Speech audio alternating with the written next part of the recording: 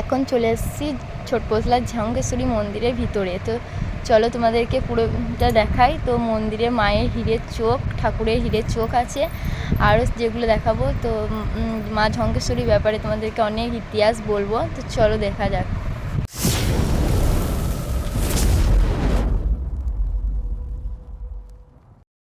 Hello বন্ধুরা, welcome back to my channel. তো তোমরা সবাই কেমন আছো? আশা করি ভালো আছে। তো চলো আজকে আমরা দেখাবো তোমাদেরকে ছোটপোজলার ঝামকেশ্বরী মন্দির দেখাবো। তো আমরা এখন বেরিয়ে পড়েছি রেডি হয়ে, আমি আর আমার বর যাচ্ছি দুজনে মিলে। তো প্রথমে এখান থেকে এই যে আমরা চলে এসেছি, টোটোতে করে চলে এসেছি। তো দেখাবো পুরো ভিডিওটা, দেখতে থাকো তোমরা। তো এই যে তোমাদেরকে ছোটপোজলার বড় মন্দিরটা দেখাচ্ছি। আমাদের গ্রামে মানে আমাদের বড়পোজলার থেকেও ছোটপোজলায় বেশি বড় মন্দির হলো ছোটপোজলায়। তো চলো ছোটপোজলার মন্দিরটা দেখাচ্ছি, তোমাদের কেমন লাগছে অবশ্যই কমেন্টে জানাবে। তো এইদিকে আমার বড় মন্দিরের সামনে দাঁড়িয়ে ছিল। এই যে নিচেটা কত সুন্দর সাজিয়েছে দেখো মন্দিরের। আর উপরে যেগুলো দেখাচ্ছে যে মানে বেহুলা লক্ষিন্দর কীভাবে কলার ভেলাই করে নিয়ে গিয়েছিল বেহুলা লক্ষিন্দরকে। তো সেই সব অনেক কাহিনী উপরে খোদাই করা আছে, তোমরা দেখতে পাচ্ছ। আর দিনের বেলা হলে আরও ভালো বোঝা যেত, রাতের বেলা অতটা বোঝা যাচ্ছে না, তবু তোমাদেরকে দেখানোর চেষ্টা। এই যে মা ঝামকেশ্বরীর ব্যাপারে তোমাদেরকে বলছি, এটা হলো একটা সাপ, ঠিক আছে, কালো রঙের সাপ। তো এই মা ঝামকেশ্বরীর ব্যাপারে অনেক ইতিহাস আমি জানি। তো এই সাপটা কামড়ালে কিন্তু কেউ মরে যায় না, কারণ এটা একটা দেবতা। আর একটা পুকুর আছে সামনে মন্দিরের সামনে বড়পোজলাতে, সেই পুকুরে স্নান করলে তো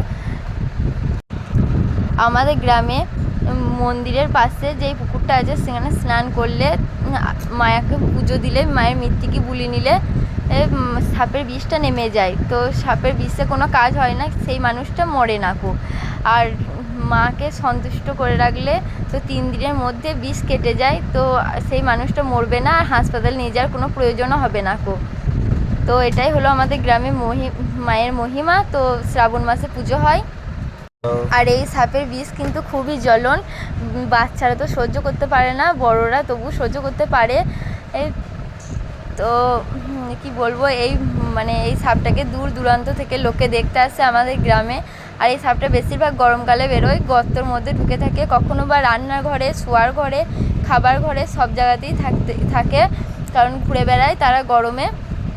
শীতকালে খুবই কম দেখা যায়, কিন্তু এই সাপ সব জায়গায় দেখা যায়, পুকুরের ধারে, জঙ্গলে, সব জায়গায় দেখতে পাবে গোটা গ্রামের মধ্যে। এটা 7টা গ্রামে পুজো হয়। তো 7টা গ্রামে মা ঝামকেশ্বরী বসবাস করে।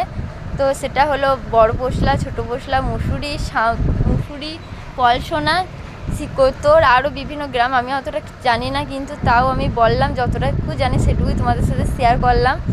তো এই সাপটাকে তোমরা দেখ 12 ভাজার দোকানে চলে এসেছি। তো 12 ভাজা কিনবো বলে দেখো এখানে 12 ভাজা রেডি করছে। তো অনেক রকমের মানে দিচ্ছে, শশা কুচো, গাজর কুচো, তারপরে ছোলা কলাই, মটর কলাই, চানাচুর, সব রকম দিয়ে 12 ভাজাটাকে বানাচ্ছে। তো 12 ভাজা খেতে তো আমার খুবই ভালো লাগে। কার কার 12 ভাজা খেতে ভালো লাগে অবশ্যই কমেন্ট করে জানাবে। তো 12 ভাজা যে মুখ ছাড়িয়ে দেয় একদম, কি বলবো তোমাদেরকে, হাসির কথা বলতে পারছি না।